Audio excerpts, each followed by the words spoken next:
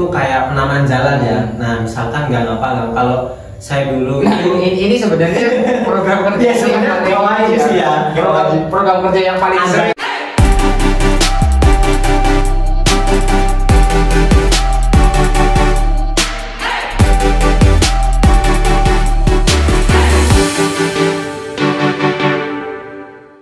Halo teman-teman, semangat pagi. Pada kesempatan kali ini saya telah kedatangan tamu. Mereka berdua ini adalah sahabat saya.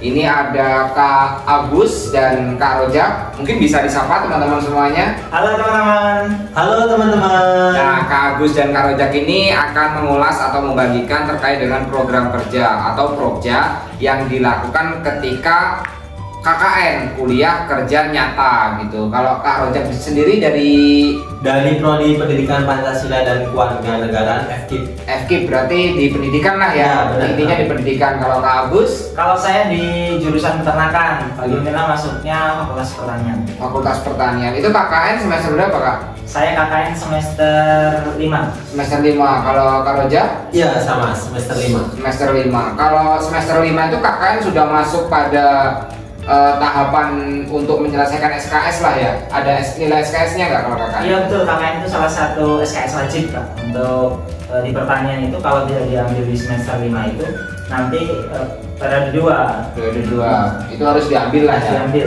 Nah, kalau mungkin kita akan langsung saja mengulas tentang program kerjanya ya. Kalau persiapan tahapan awal ketika melakukan KKN itu kita gimana Kak Agus? Menurut pengalamannya? Kalau saya sendiri tentu untuk melaksanakan KKN kita perlu persiapan mental ya, karena itu melatih keberanian kita dalam bermasyarakat. Kemudian kita juga persiapan untuk program-program yang akan dilaksanakan. Ya, kalau Kak Rojak? Ya, yang pertamanya yang pasti registrasi untuk registrasi dari univ sendiri, misalkan dari UGM, dari UI, di kampusnya sendiri. Lalu ada pembekalan dan juga pra-KKN. Kalau pra-KKN itu kayak misal kita melihat kondisi yang mau kita tuju, misalkan di Lampung Tengah. Nah, itu kita melihat kondisi di Lampung Tengah. Setelah itu baru pelepasan dan KKN seperti itu. Berarti kalau pra-KKN itu kita datang dulu untuk tahapan awal ya, untuk survei tempat ya? Ya benar. Jadi kayak kita perizinan, lalu ada ketemu dengan setempat itu, pejabat-pejabat setempat seperti kepala desa, kecamatan, atau bupati itu. Kalau tempat tinggal dulu di mana Kak Agus? Kalau saya aslinya Tanggamus Kak. Kebetulan waktu KKN periode 1 ini kita melaksanakan KKN secara putra daerah. Jadi kita mendapat lokasi di Tanggamus. Tanggamus. Jadi tempat tinggalnya pulang ke rumah.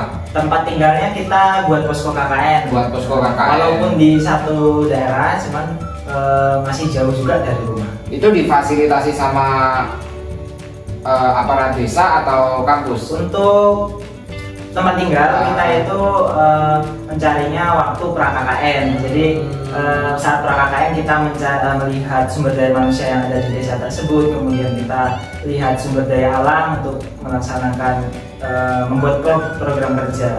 Jadi ada pemetaan lah ya, pemetaan sosial atau pemetaan potensi daerah itu ya gitu ya. Kalau Kak Rojak pengalamannya?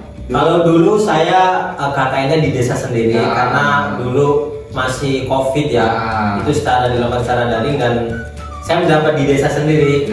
Untuk fasilitasnya juga ya dari kami karena tidak membutuhkan biaya yang lebih banyak seperti itu. Kalau program kerjanya KKN kira-kira apa aja? Kalau yang pernah dilakukan? Kalau saya sendiri memang basisnya untuk bisa mengikuti kegiatan-kegiatan yang ada di desa tersebut, khususnya kita pengembangan lebih gimana caranya mencerdaskan masyarakat. Artinya untuk yang kegiatan-kegiatan membuat hal-hal baru yang berbentuk fisik itu kita memang jarang. Yang saya lakukan di bidang peternakan itu melaksanakan penyuluhan peternakan dengan memberikan sosialisasi tentang bahaya inbreeding atau kawin sedara pada ternak. Dan kami juga bekerja sama dengan Fakultas Pertanian yang waktu itu ada program Fakultas Pertanian keliling. Itu kita bisa mengundang ahli dari Fakultas Pertanian untuk melaksanakan penyuluhan di desa KKN. Pada saat itu dilaksanakan penyuluhan tentang hama penyakit tanaman pada pepaya, kakao dan lain sebagainya seperti itu. Nah kalau pas acara itu Kak Agus, ini soalnya kan itu kayak sosialisasi atau pelatihan ya, itu kan pasti ada minum atau kue-kue lah ya. Nah itu uang untuk beli kue dan air minum itu uang pribadi apa kelompok apa ada bantuan? Kalau kebetulan untuk program tersebut kita koordinasi dengan desa dan desa sangat welcome untuk membantu kegiatan tersebut. Artinya untuk kepala desa yang ada di Karangagung itu di Kecamatan Semaka itu welcome untuk saya siap memberikan konsumsi. Jadi kita hanya memfasilitasi bagaimana menyambungkan omongan antara desa Karangagung itu dengan Fakultas Pertanian. Jadi kita hanya bisa memberikan jalan untuk kegiatan tersebut. Untuk konsumsi dan lain sebagainya ditanggung oleh aparatur desa. Kalau Kak Rojak sendiri, kalau program pendidikan waktu KKN apa contohnya? Kalau program pendidikan ya kita arahnya ke pendidikan. Yang pertama kita ngajar di SMP karena di situ dekat dengan SMP. Lalu yang kedua ada bimbel. Ini utamanya untuk para anak-anak yang memang waktu pembelajarannya sedikit. Jadi ketika pulang sekolah seminggu itu 2 kali, bisa Sabtu sama Rabu itu datang ke posko kita. Nah kita memberikan edukasi seperti misalkan mengerjakan PR, entah itu matematika, entah itu semua pelajaran kita nabung. Nah saat pembelajaran juga tersebut ada batasannya, misalkan dari anak-anak SMA, SMP ini kelas berapa saja, jadi terjadwal dari untuk SD, SMP, SMA seperti itu. Kalau itu pendidikan. Kalau pendidikan programnya itu. Ya. Kalau yang lain ada lagi nggak selain bimbel atau mengajar di SMP? Kalau mengajar itu kan tentatif ya. Kita kan bukan PPL ya, praktek.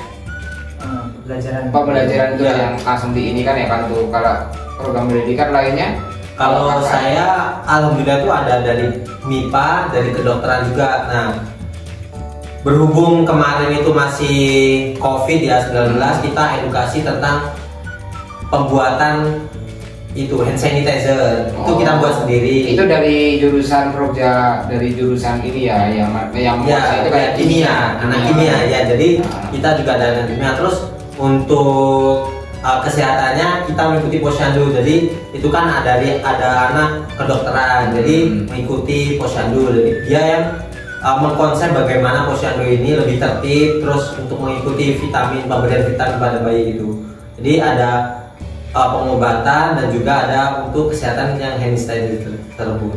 Kalau misalnya dalam sistem pemerintahan ada nggak program kerja atau yang dilakukan Kak Agus atau Kak Rojak? Misalnya pembentukan komunitas apa gitu? Kalau dari saya kebetulan ada yang dari jurusan ilmu pemerintahan. Karena memang keterbatasan kami untuk memiliki akses ke pemerintahan tersebut. Tapi kalau ke komunitas seperti Karang Taruna, kemudian organisasi kepemudaan, kita ikut terjun di situ untuk sama-sama membuat program seperti halnya lomba olahraga dan sebagainya. Iya. Jadi itu lebih ke yang sistem pengembangan lah, pengembangan kapabilitas dan kapasitas lah dari organisasi di pedesaan lah ya. Kalau dari jurusan yang lainnya, kira-kira program kerjanya, misalnya dari hukum, nggak ada ya? Kebetulan di kelompok saya tidak ada yang hukum, tapi ada yang dari jurusan kehutanan. Itu beliau juga melaksanakan program kerja untuk penyuluhan tentang kehutanan. Karena di sana ada program lindung. Itu berapa hari sih Kak Rojak ya KKN? Kalau KKN sendiri 40 hari ya, Agus. 40 hari ya. 40 hari itu sekitar 1 bulan lebih lah ya. Itu waktu yang cukup lumayan panjang lah ya. Lumayan. Kalau satu desa berapa orang? Kak saya kalau kemarin itu 5 orang. 5 orang ada 3 yang laki, 2 yang perempuan. Itu tinggal dalam satu posko. Iya, tapi kita kan karena itu masih satu desa, jadi kadang itu pulang. Tapi sesekali dia nginep gitu. Oh iya. Kalau Kak Agus berapa? Kalau saya kemarin satu kelompok itu 7 orang, 3 laki-laki dan 4 perempuan itu tinggal dalam satu posko. Yang poskonya itu merupakan rumah dari Pak Lurahnya. Oh, rumah dari Pak Lurahnya. Iya. Oh iya. Jadi tetap satu posko itu biar koordinasinya antar teman itu bisa. Kalau rapat malam itu kan lebih enak lah ya. Tapi itu nggak ada masalah kan dengan penduduk setempat gitu? kebetulan untuk KKN di desa Karangagung itu pemuda sangat welcome, kemudian masyarakatnya welcome. Alhamdulillah sampai berakhir juga kita menambah keluarga baru, artinya tidak ada masalah. Kalau Kang Roja kan tentu waktu itu masih di kampung Iya, sendiri. Iya, masih enak, masih kenal. Tapi sebenarnya kalau KKN di kampung sendiri itu susah-susah gampang sih. Iya. Kalau misalnya susahnya itu karena kita kan pernah kecil di situ. Jadi meskipun kita misalnya di situ bawa program atau karena dia udah tahu gitu. Maksudnya kan kita masih kecil gitu kan. Ya itu tadi teman-teman untuk ulasan tentang program kerja. Nah itu untuk penulisan akhir, pelaporan akhir itu di sini buat video atau buat apa? Kalau untuk harian kita buat laporan setiap malam itu kita buat laporan. Untuk yang akhir itu kita juga upload jurnal pengabdian. Pengabdian itu upload mengambil hal tema gitu. Nanti baru diseminarkan ketika ini. Ada nggak ujian KKN itu? Kalau saya Monef gitu. Monef ada. Monef ada, Ya. Cuman kalau Monef itu kayak ada dosen lapangan gitu loh. Oh, ya, dari tiap daerah tuh tiap tempat KKN tuh ada dosen. Iya, ada dosen lapang. berapa gitu. Sebutannya apa? Dosen pembimbing lapang. Oh, DPL. DPL, dosen Iya. lapangan itu setiap daerah. Setiap kabupaten ya, Kabupaten. Kecamatan, kabupaten lah Iya, ya ukurannya itu ya. Jadi tergantung berapa desa di yang ditempati mahasiswa Betul, KKN. benar. Jadi kita koordinasi sama DPR itulah ya. Kalau Iya. ada apa-apa gitu kan ya. Kalau kita misalnya mau buat program perlu nggak konsultasi sama DPR? Kalau untuk program kita pertama membuat per kelompok, kemudian kita konsultasikan ke DPL, baru setelah ACC kita koordinasi juga ke desa. Seperti itu teman-teman. Nah untuk strukturnya dalam satu tempat KKN itu ada ketua ya. Kebetulan kalau di desa KKN saya memang saya buat seperti struktur organisasi seperti Pak. Saya sebagai koordinator desa, kemudian nanti ada sekretarisnya, kita bagi bendahara, nanti ada PJ-PJ per kegiatan supaya memudahkan. Oh jadi dibuat itu biar memudahkan. Memudahkan. Kalau Kak Roja? Ya sama seperti ada Korcam, kita koordinator kecamatan, lalu Iya. ada Kordes, koordinator desa. Nah jadi ketika yang membuat program kerja itu musyawarah terlebih dahulu, terus setiap program kerja ada PJ-nya. Oh si A ini program kerja tentang kesehatan. Nah ini jadi bertanggung jawab atas program kerja yang akan dijalankan gitu, biar kita enak untuk koordinasinya seperti itu. Kira-kira ada nggak program kerja lain yang belum disebutkan? Program kerja kita pemaksimalan untuk karya seni. Di situ termasuk desa yang unggul akan karya seni seperti tari, kemudian ada pencak silat khas Lampung namanya hafal pedang dan lain sebagainya. Itu dibuat kompetisi apa gimana? Kalau untuk kompetisi kita buat olahraga sih. Kak. Olahraga ya. Tapi kalau misalnya program kerja yang lainnya itu kayak pemaksimalan itu memberikan jadwal untuk pelatihan. Ya betul. Kalau Kak Roja kadang nggak disebutin? Belum disebutin. Biasanya sih anak-anak KKN itu kayak penamaan jalan ya. Nah misalkan nggak apa kalau saya dulu Nah, ini sebenarnya program kerja yang paling sih ya. program kerja yang paling sering nih ya, yang paling sering soalnya dulu waktu ketika saya KKN itu juga buatnya kayak gitu. Tapi ini paling sering ya alamat jalan apa jalan. Iya. Tapi itu kan kayak tadi itu yang sebutin Kak Agus itu lebih ke fisik lah ya, program kerja fisik gitu kan. penamaan jalan gitu ya. Sebenarnya itu nggak wajib sih, tapi kita ya jangan sampai kita pernah ke suatu daerah tapi nggak memberikan kenang-kenangan. Walaupun yang kecil sih, misalkan pembuatan dari kayu penamaan jalan gang apa. Nah itu penting gitu. Itu seperti itulah mungkin kalau program kerja yang belum disebutin. Ada lagi nggak? Cukup dari sini. Kalau paling susah ketika KKN satu kelompok. Kalau gampangnya ya tentu kita punya keluarga baru lah ya. Iya. Paling susah.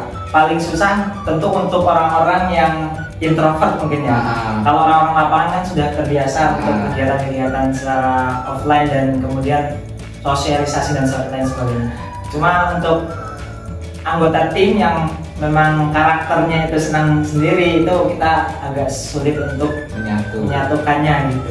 Menyatukan persepsi gitu. Dan ternyata memang banyak yang belum kita ketahui di masyarakat itu ya, yang harus kita pelajari lebih dalam di masyarakat.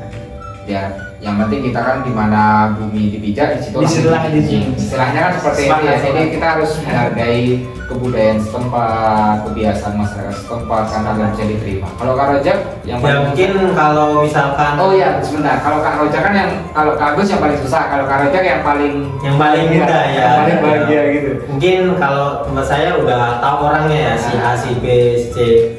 Kalau misalkan kita udah pernah tuh orang 3 yang laki-laki itu udah pernah, tapi kalau misalkan yang 2 ini ya tinggal penyesuaian aja sih kalau saya.